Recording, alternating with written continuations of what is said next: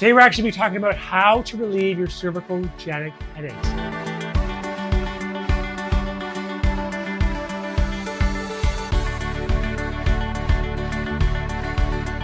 I'm Dr. Matt Bradbury, family corrective chiropractor, and here we are in Georgetown, Ontario, Canada, and this is our practice.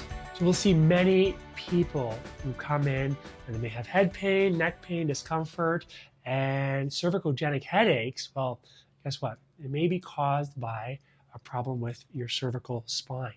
And some of the common things that come up are, well, whether whiplash injuries, degenerative disc disease, cervical arthritis, so wear and tear, muscle strain, sprain, and poor posture.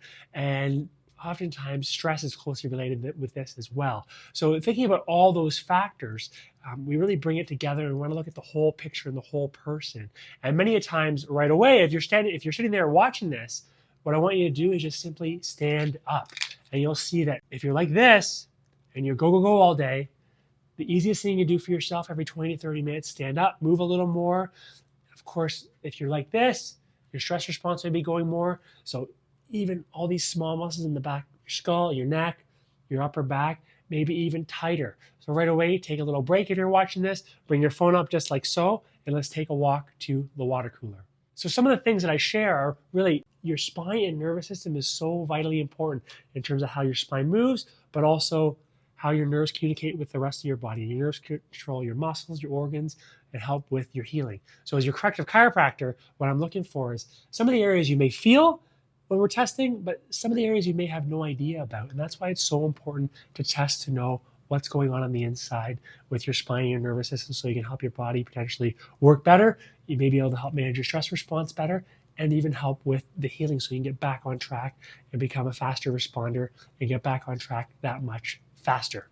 So some of the key things to remember with cervicogenic headaches, oftentimes your upper neck will play a vital role. Proper motion, uneven wear and tear, things getting stuck, as we were saying, whiplash injuries, all these things are factors that come into play when it comes to your cervical spine. So I'm going to be teaching you 4 things today that I've noticed that you worked really well that you can do at home, you can do at the desk, and I'm going to share number 1 right now. So first of all, remember that you have a bunch of tiny, small muscles at the base of your skull connecting with your vertebrae. So what you can do is actually you'll see C2 right here. It's going to be one of the more prominent ones. What you can do is fall off the ridge of your skull, and you can actually find that bony protuberance at the top. And what you're going to do is just drop off to one side. So today you're going to be choosing the left side. And what I'm going to do is actually just look up at the left ceiling, and I'm going to look down at my right knee. And I'm going to do 5 to 8 times just like that. And all you're doing is just enough pressure, 4 to 5 kilograms, just enough to dimple and check the ripeness of a tomato. So what you're going to do is find that protuberance right here, drop off to the side.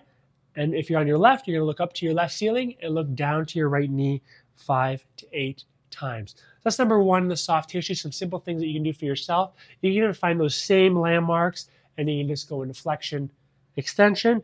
I find those since the muscles are responsible for some cervical rotation, you're going to notice much greater changes if you find that little bit of rotation and flexion and then looking up into extension with some rotation as well. So try those 5 to 8 times. You can try that multiple times a day. And remember, not much pressure is needed, just enough 4 to 5 kilograms to check the ripeness of a tomato. Now, when you're up on the wall or when you sit down at your desk or when you get in the car, you're going to practice these holds for 5 seconds. So this one we're simply going to call the chin tuck.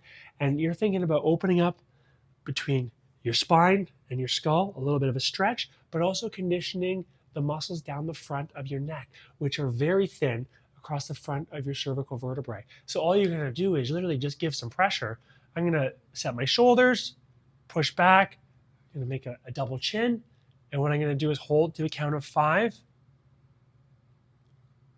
And I'm going to do that 5 times whenever I sit down in the car, or you can do them up against a wall if you're in the office. Now the next one actually involves the soft tissue ball, just like this. And what you're going to do is just place it on your traps. You're going to notice the traps, the medial part at the base of your neck, top of your back. And what you have is you have some muscles coming off here and traveling all the way down to your shoulder blade. So what you're going to do is they're deeper to your traps. I'm going to lean just like this on the ball. And when I'm leaning on the ball, what I'm going to do is actually, if it's on my right side, I'm going to look down at my right knee, and then I'm going to look up at the left side of the room. And I'm going to practice this 5 to 8 times. I may notice it tense, sore at the end ranges. Your biggest changes happen when you pause, breathe. You're probably going to be a little tender, but at the end ranges, get that full stretch in and pause and breathe. Now, if you want to take this one step further in terms of added component, what I'll do is I'll actually reach down. So I'll do one of these. I'll take some tension through here as well. And I'll do my thumbs in, reaching down to my left pocket, and then I'll reach up as well. Thumbs up, pointing away to my right shoulder, and then thumbs down, pointing towards my left knee. And with this, you can do 5 to 8 passes as well, but you'll notice I did the head component as well as I did basically your arm, your shoulder blade was all connected, coming up to your neck. So you did the other end as well, 5 to 8 times. You can do that a couple times a day. Do it in the morning right when you get to your desk, or do it after when you get back from your walk. One that I really like is because your traps, the upper traps may be so tight, one of the simple things that you can do for yourself is simply get a little towel for your forehead, rest on the floor, and you can do this at least daily to help condition what we call your mid and lower trap. And all you're going to do is just like this. So let your head relax, come up off the ground, pause to a count of 3, back down, pause to a count of 3, back down. That's the letter T. And then, of course, your thumbs up, pause up to a count of 3, and rest on the floor. Really just working on your mid to lower trap muscles and reconditioning, helping improve, because oftentimes these are just getting so tight, a lot of these muscles tie up into your cervical spine and may lead to more tension and improper movement. As we wrap up today, remember there is 4 simple things that you could do for yourself on top of changing the way you sit your day-to-day. Number 1 is that you got to get up and you got to move. Whether that be walking your water cooler more, I would highly suggest implementing a standing desk. And in terms of what you can do on your own, well, guess what? You can start, by doing some of the soft tissue while you sit there right now at your desk. Number 2 is you can start conditioning your neck every time you sit down in the car or against the wall in your office. Start working those chin tucks, some of those smaller muscles.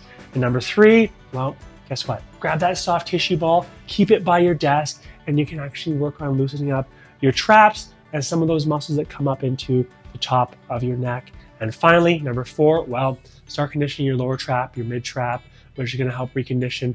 Because if you're sitting like this all day, guess what?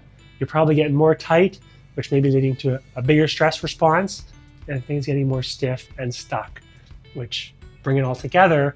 Now you have yourself a little routine that you can work on at home to help be proactive, loosen yourself up, and potentially help with those cervicogenic headaches. So remember those 4 simple things, as well as changing your day-to-day habits to get more out of life and potentially get relief from those cervicogenic headaches. Anyways, thanks so much for tuning in. I appreciate it. Of course, my only ask is that I cannot do it alone in terms of helping people understand their health more.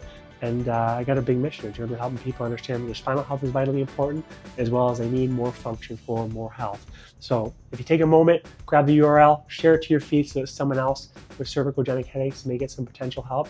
Or if you're thinking of somebody with headaches, send it off to them, as it may be really beneficial to them as well. I appreciate you. Thanks so much for your consideration, and have a great day. Bye for now.